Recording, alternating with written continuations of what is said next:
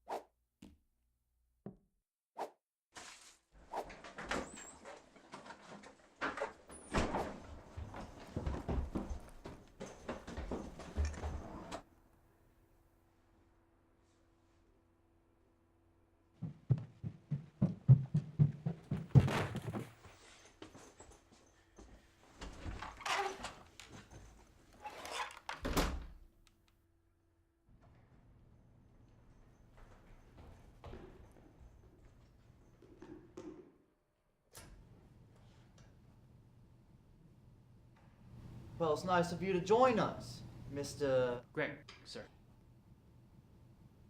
Greg. Well, Greg, have a seat so we can continue.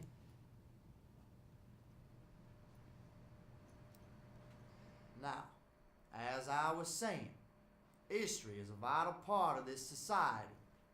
Nothing you know could be possible without it. It is a backbone of what you learn and the stomach of what you perceive. The gallbladder of the institution. Without it, we wouldn't be here today, and we wouldn't know where we're going tomorrow. Now, y'all have 2 research papers due at the end of this semester in any area of history. But that's what you get with an history class. Some of the best world leaders, in my opinion: George Washington, Andrew Jackson, FDR, Robert E. Lee, just to name a few. Yes. Gabe. Yeah, sir, you only named American leaders? None of which actually had an impact to the world at all. Aren't you an opinionated one? Well then, who are your favorite leaders? Well, for starters, Churchill, Gandhi, Mandela. But none of those are American leaders. Well, not all great leaders have to be American. All relevant leaders in my classroom are American. Well, that's just downright ignorant. Ignorant? I don't know where you inherited your manners from, kid, but when I was younger, I would never even think about talking to my professor with such disrespect. Well, I guess you're not my professor anymore. So be it. I only want to teach kids who are interested in learning about their history, not no spoiled mouth millennial. Look who's talking. Kid. Yep. This ain't no world history class. This is American history. World history is next door.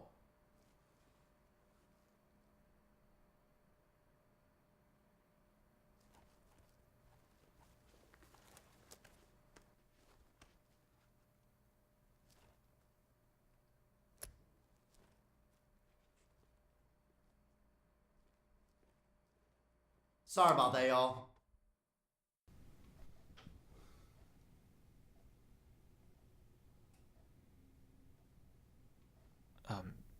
Sir.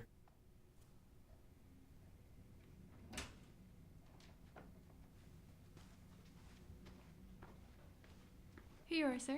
Any cream or sugar? No, thank you, dear.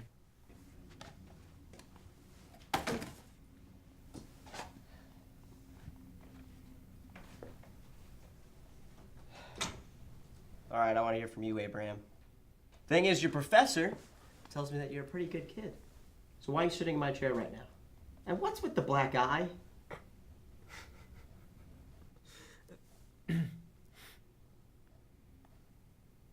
Sir, Greg didn't give me the black eye.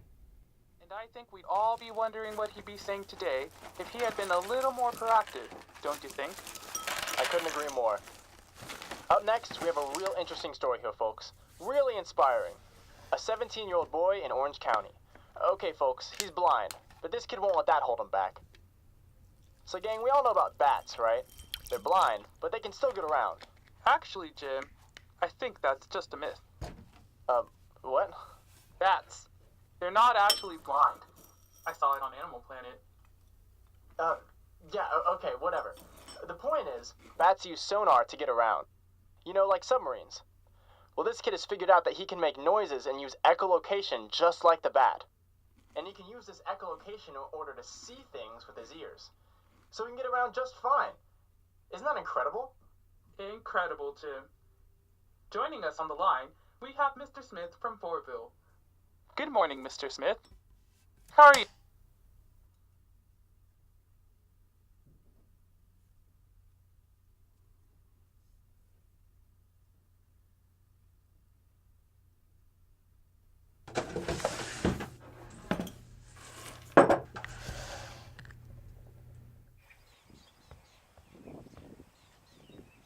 Ah! Ah! Ah! Ah! Ah! Ah! Ah! Ah!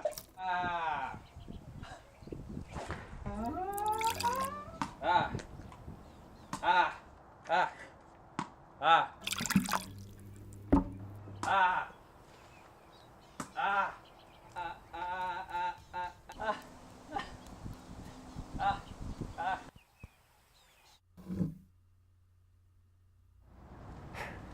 I can do this. I was born to do this.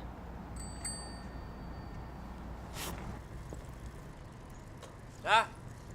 Ah! Ah! Ah! Ah! Ah! Ah!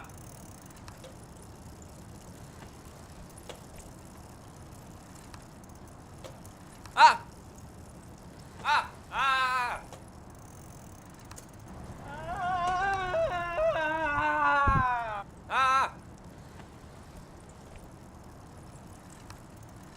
Ah!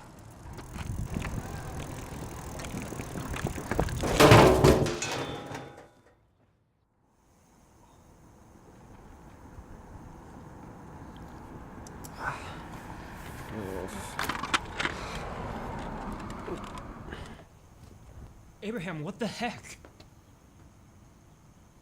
I tried to use echolocation to ride my bike. Echolocation. Abraham, I love you, man, but there is a reason why blind people don't ride bikes. Shut up. Let's grab some food. Oh, wait. One condition, though. I'll drive this time. You're the worst.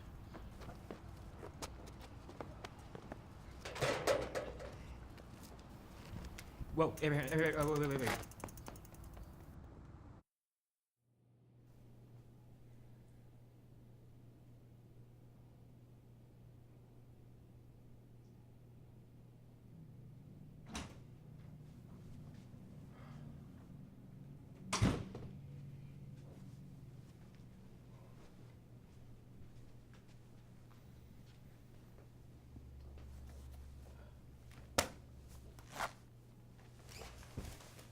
Enough lollygagging, all right? I need you to explain to me exactly what happened today in Mr. Liu's class, because based on what he told me, no way are you justified.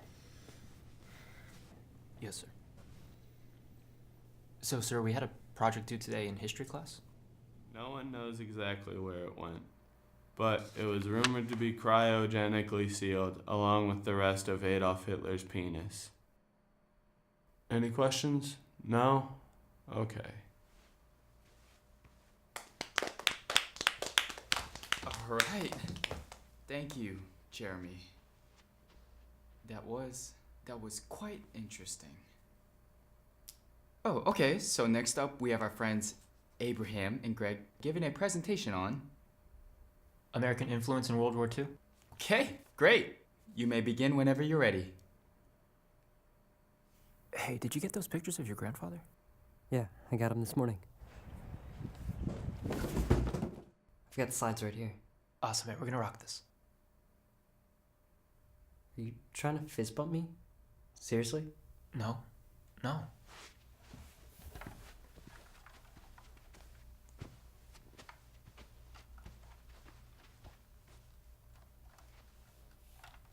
So for our presentation on America's involvement in World War II, we decided to do a presentation on my grandfather, a war hero.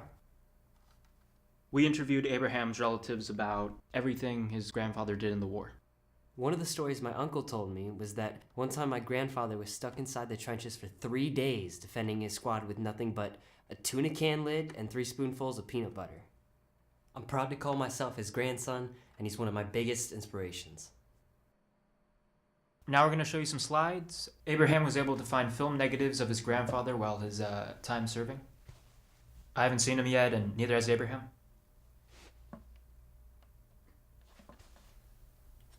Personally, as a lover of history, I'm very excited to get into this man's life, a true American hero. So, without further ado.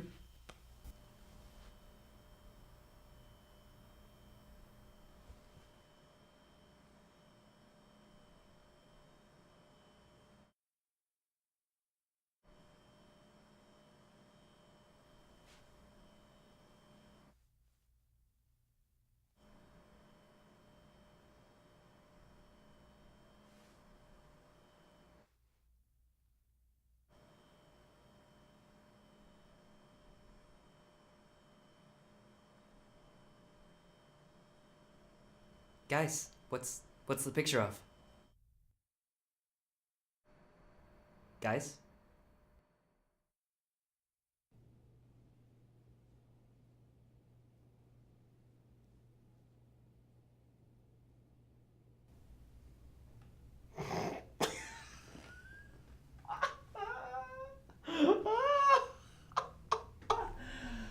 Oh, that's just too good. Oh, you boys go on and get out of here. Enjoy your weekend. Sir? Yeah, go on.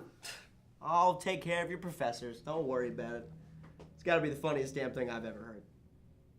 I'll take care of it. Now go, before I change my mind. Yes, sir.